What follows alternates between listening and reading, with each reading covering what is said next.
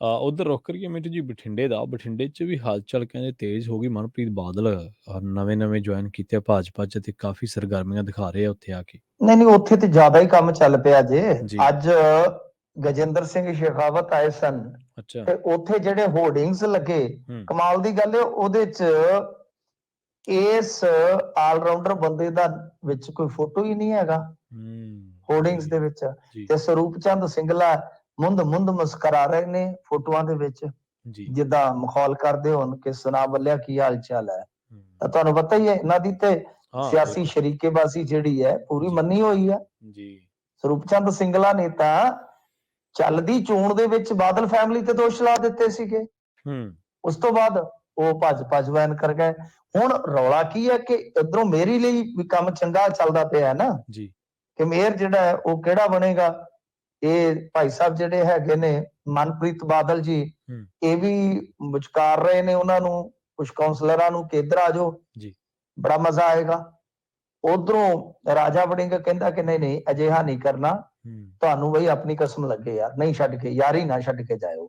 ਤਾਂ ਇਧਰੋਂ ਸੁਖਬੀਰ ਸਿੰਘ ਬਾਦਲ ਵੀ ਜਿਹੜੇ ਹੈਗੇ ਥੋੜੇ ਘਾਣੇ, ਉਹਨਾਂ ਨੂੰ ਜਾ ਕੇ ਕਹਿੰਦਾ ਵੀ ਤਗੜੇ ਰਹੋ, ਮੁੱਲ ਆਪਣਾ ਵੀ ਪੈਣ ਵਾਲਾ ਜੇ। ਠੀਕ ਹੈ। ਇੱਥੇ ਇੱਕ ਤੇ ਖਿੱਚੋਤਾਣ ਇਹ ਚੱਲਦੀ ਪਈ ਹੈ ਤੇ ਉਧਰੋਂ ਦੂਸਰੇ ਪਾਸੇ ਕਿਉਂਕਿ ਜਿਹੜੀ ਇਹ ਗਜਿੰਦਰ ਸਿੰਘ ਸ਼ੇਖਾਵਤ ਦੀ ਆਮਦ ਵਾਲੀ ਇਹ ਸਾਰੀ ਸੀਗੀ ਅੱਜ ਦੇ ਪ੍ਰੋਗਰਾਮਾਂ ਦੀ ਰੂਪਰੇਖਾ, ਉਹ ਲਿਖੀ ਸਰੂਪ ਚੰਦ ਸਿੰਗਲਾ ਨੇ। ਹੁਣ ਗੱਲ ਤੇ ਫੇਰ ਹੈ ਕਿ ਇੱਕ ਮਿਆਨ ਚ ਦੋ ਤਲਵਾਰਾਂ ਵਾਲੀ ਜਿਹੜੀ ਗੱਲ ਆ, ਉਹ ਤੇ ਬਾਈ ਫੇਰ ਉੱਥੇ ਆ ਗਏ। ਉਹ ਤਾਂ ਫੇਰ ਉੱਥੇ ਆ ਗਈ ਨਾ, ਉੱਥੇ ਆ ਗਈ ਕਿ ਸਰੂਪ ਚੰਦ ਸਿੰਗਲਾ ਫੇਰ ਬੈਠਾ ਹੈ, ਹੋਰਡਿੰਗਸ ਚੋਂ ਫੋਟੋ ਫੇਰ ਗਾਇਬ ਆ। ਤੇ ਕੱਲ ਨੂੰ ਮੰਨ ਲਓ ਮਨਪ੍ਰੀਤ ਬਾਦਲ ਗਰੁੱਪ ਹੈ ਜਿਹੜਾ, ਉਹ ਆਪਦਾ ਹੀ ਪ੍ਰੋਗਰਾਮ ਉਲੀਕੇਗਾ। ਤਾਂ ਇਹਦਾ ਮਤਲਬ ਇਹ ਕਿ ਸਰੂਪ ਚੰਦ ਸਿੰਗਲਾ ਦੂਰ ਰਹੇਗਾ, ਕਿਉਂਕਿ ਸਰੂਪ ਚੰਦ ਸਿੰਗਲਾ ਨੇ ਤੇ ਇਹਦੇ ਖਿਲਾਫ, ਆਪਾਂ ਨੂੰ ਯਾਦ ਹੈ ਨਾ ਕਿ ਇਹਦੇ ਖਿਲਾਫ ਕੰਪਲੇਂਟ ਦਿੱਤੀ ਹੋਈ ਹੈ ਵਿਜੀਲੈਂਸ ਨੂੰ। ਉਹ ਕਹਿੰਦਾ ਮੈਂ ਕੰਪਲੇਂਟ ਤੇ ਆਪਣੀ ਵਾਪਸ ਨਹੀਂ ਲੈਣੀ, ਭਾਵੇਂ ਕੁਝ ਵੀ ਹੋ ਜਾਵੇ। ਸੋ ਗੱਲ ਇਹ ਹੈ ਕਿ ਬਈ ਇਸ ਮਾਮਲੇ ਦੇ ਵਿੱਚ ਹੁਣ ਦੇਖਣਾ ਹੋਏਗਾ ਕਿ ਅੱਗੇ ਕੀ ਬਣਦਾ ਕੀ ਨਹੀਂ। ਇੰਟਰਸਟਿੰਗ ਬਣ ਗਈ ਹੈ ਬਠਿੰਡੇ ਦੀ ਰਾਜਨੀਤੀ ਜਿਹੜੀ। ਨਹੀਂ ਉੱਥੇ ਤੇ ਜ਼ਿਆਦਾ ਹੀ ਕੰਮ ਚੱਲ ਪਿਆ ਜੇ। ਅੱਜ ਗਜਿੰਦਰ ਸਿੰਘ ਸ਼ੇਖਾਵਤ ਆਏ ਸਨ ਤੇ ਉੱਥੇ ਜਿਹੜੇ ਹੋਰਡਿੰਗਸ ਲੱਗੇ, ਕਮਾਲ ਦੀ ਗੱਲ ਹੈ ਉਹਦੇ 'ਚ ਇਸ ਆਲਰਾਊਂਡਰ ਬੰਦੇ ਦਾ ਵਿੱਚ ਕੋਈ ਫੋਟੋ ਹੀ ਨਹੀਂ ਹੈਗਾ ਹੋਰਡਿੰਗਸ ਦੇ ਵਿੱਚ। ਤੇ ਸਰੂਪ ਚੰਦ ਸਿੰਗਲਾ ਮੁੰਦ ਮੁਸਕਰਾ ਰਹੇ ਨੇ ਫੋਟੋਆਂ ਦੇ ਵਿੱਚ, ਜਿੱਦਾਂ ਮਖੌਲ ਕਰਦੇ ਹੋਣ ਕਿ ਸੁਣਾ ਬੱਲਿਆ ਕੀ ਹਾਲ ਚਾਲ ਹੈ। ਤਾਂ ਤੁਹਾਨੂੰ ਪਤਾ ਹੀ ਹੈ ਇਹਨਾਂ ਦੀ ਤੇ ਸਿਆਸੀ ਸ਼ਰੀਕੇਬਾਜ਼ੀ ਜਿਹੜੀ ਹੈ ਪੂਰੀ ਮੰਨੀ ਹੋਈ ਹੈ। ਸਰੂਪ ਚੰਦ ਸਿੰਗਲਾ ਨੇ ਤਾਂ ਚੱਲਦੀ ਚੋਣ ਦੇ ਵਿੱਚ ਬਾਦਲ ਫੈਮਿਲੀ ਤੇ ਦੋਸ਼ ਲਾ ਦਿੱਤੇ ਸੀਗੇ। ਉਸ ਤੋਂ ਬਾਅਦ ਉਹ ਭਾਜਪਾ ਜੁਆਇਨ ਕਰ ਗਏ।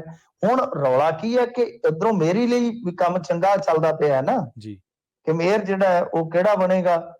ਇਹ ਭਾਈ ਸਾਹਿਬ ਜਿਹੜੇ ਹੈਗੇ ਨੇ ਮਨਪ੍ਰੀਤ ਬਾਦਲ ਜੀ, ਇਹ ਵੀ ਵਿਚਕਾਰ ਰਹੇ ਨੇ ਉਹਨਾਂ ਨੂੰ, ਕੁਝ ਕਾਉਂਸਲਰਾਂ ਨੂੰ ਕਿ ਇੱਧਰ ਆ ਜਾਓ, ਬੜਾ ਮਜ਼ਾ ਆਏਗਾ।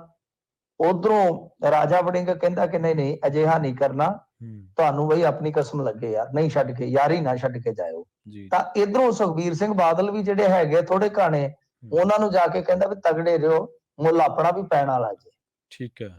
ਇੱਥੇ ਇੱਕ ਤੇ ਖਿੱਚੋਤਾਣ ਇਹ ਚੱਲਦੀ ਪਈ ਹੈ ਤੇ ਉਧਰੋਂ ਦੂਸਰੇ ਪਾਸੇ ਕਿਉਂਕਿ ਜਿਹੜੀ ਇਹ ਗਜਿੰਦਰ ਸਿੰਘ ਸ਼ੇਖਾਵਤ ਦੀ ਆਮਦ ਵਾਲੀ ਇਹ ਸਾਰੀ ਸੀਗੀ ਅੱਜ ਦੇ ਪ੍ਰੋਗਰਾਮਾਂ ਦੀ ਰੂਪਰੇਖਾ, ਉਹ ਲਿਖੀ ਸਰੂਪ ਚੰਦ ਸਿੰਗਲਾ ਨੇ।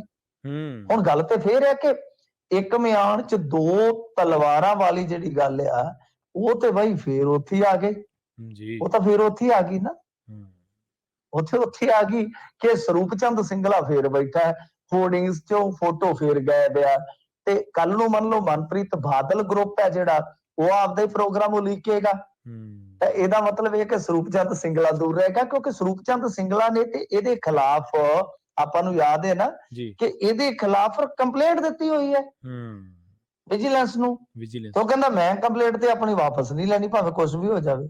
ਸੋ ਗੱਲ ਇਹ ਹੈ ਕਿ ਬਈ ਇਸ ਮਾਮਲੇ ਦੇ ਵਿੱਚ ਹੁਣ ਦੇਖਣਾ ਹੋਏਗਾ ਕਿ ਅੱਗੇ ਕੀ ਬਣਦਾ ਕੀ ਨਹੀਂ। ਇੰਟਰਸਟਿੰਗ ਬਣ ਗਈ ਹੈ ਬਠਿੰਡੇ ਦੀ ਰਾਜਨੀਤੀ ਜਿਹੜੀ।